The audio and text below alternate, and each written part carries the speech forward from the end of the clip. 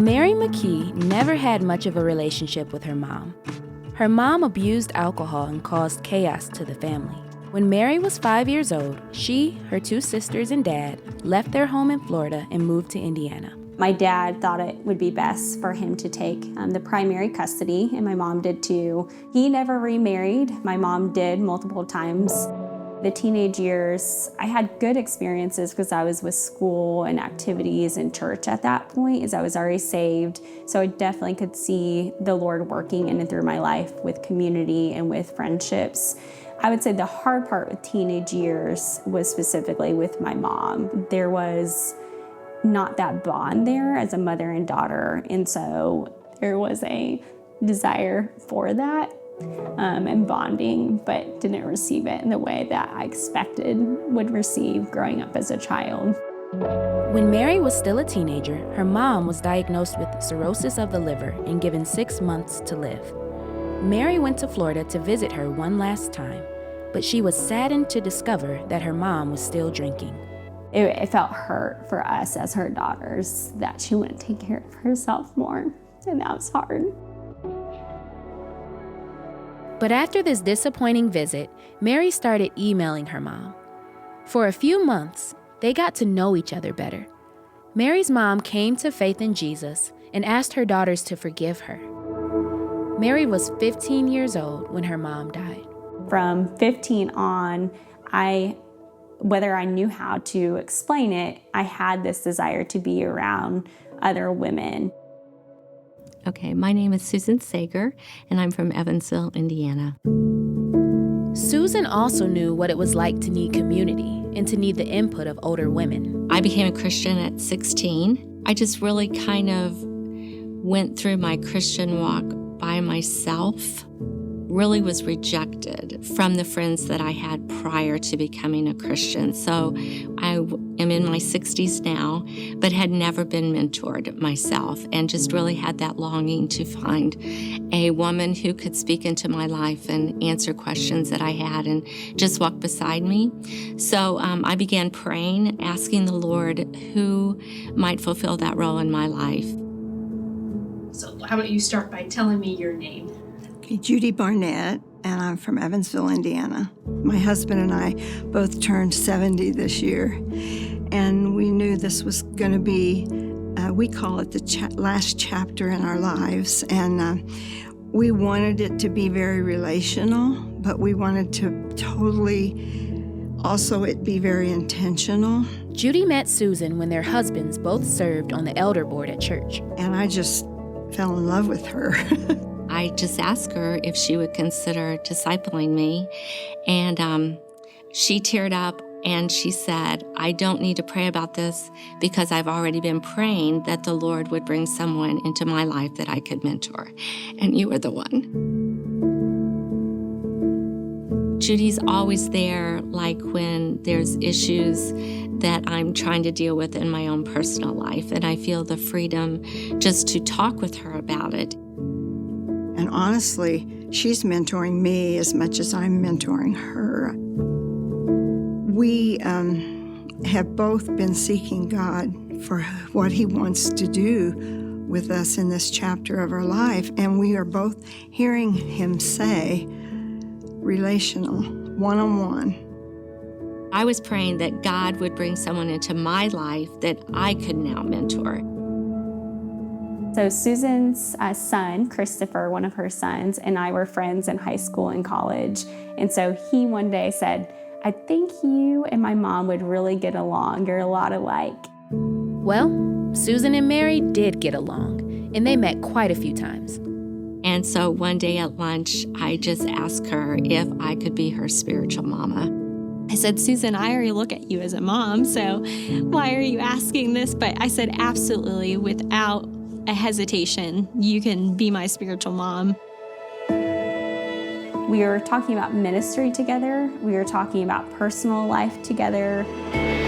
Fruitful ministry through your life will be best experienced in the context of community. Judy, Susan, and Mary all attended Revive 17, a conference hosted by Revive Our Hearts. All the conference talks that year were based on a book by Nancy DeMoss Wolgemuth called Adorned. living out the beauty of the gospel together. There shouldn't be anyone among us or in our churches who is suffering through affliction or walking through unfamiliar or trying circumstances, struggling to make it on their own. By now, Mary led the women's ministry at Susan and Judy's church. It was life-giving to go back to my women's ministry role after that conference and to have content that I could bring to our women and feel so refreshed by that, because it is hard to find good content. You need spiritual mothers, you need spiritual daughters, and you need spiritual sisters in your life. After Revive 17, Judy, Susan, and Mary wanted to share what they'd learned at the conference with the women of their church. We had the opportunity after Revive 2017 to actually lead the Adorned study. Love that book. We selected a small group of women and we broke up in 3 different groups, and Susan led one, Judy led one, and I led one. And to this day, I would say out of all the conferences for me personally, that was the most significant one. And I'm actually using the Adorned book now in a small group and a discipleship relationship. So now Mary was teaching and leading other women, but she still needed Susan and Judy's input, especially when it came to relationships. These mentors sensed that even if God one day led Mary toward marriage, Mary was too fearful to trust that plan.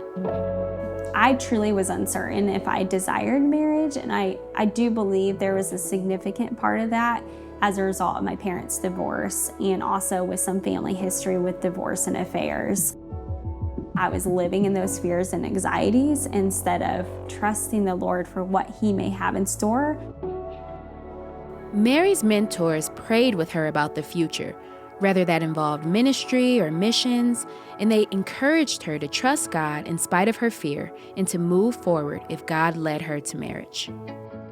So there was a friend in ministry, Katie, and she ended up setting me up with her brother-in-law, Matthew. So I actually reached out to Susan initially and said, "What do you think? There's this man in Texas I'm interested in." And she said, "Mary, we've been praying about this. It's a green light." We connected for the first time over phone on June 14th, 2021, and talked for almost 3.5 hours. Our closest people, again, mentors, Mary's mentors, my family, when they got to see us interact, we asked, what do y'all think? And they said, this is a good thing. As Matthew, Mary, and their mentors continued this process, they sensed the Lord leading them into marriage. As Mary prepared for her wedding day, she was so grateful for Susan, who filled the role of mother of the bride. Susan hosted a bridal brunch the day of the wedding and invited women who had influenced Mary's life. And they would speak words of life to me and of encouragement and how I've influenced them. It was so precious, and praying for me. So I'm very thankful for that.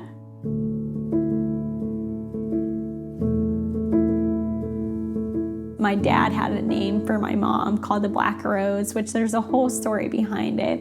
But he wanted Susan to be able to hold a black rose in memory in honor of my mom. I've never heard Susan once talk badly about my biological mom. And so I think that honor and that respect means a lot to me and my sisters.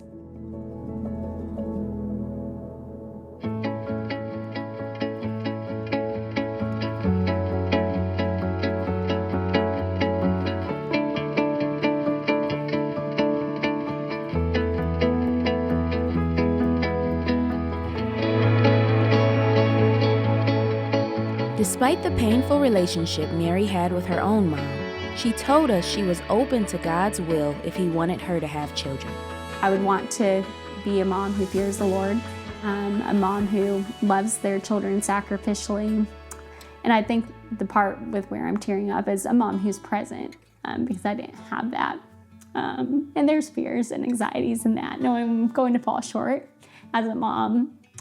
Yet also knowing I can model weakness well and continue to stay faithful to my children one day.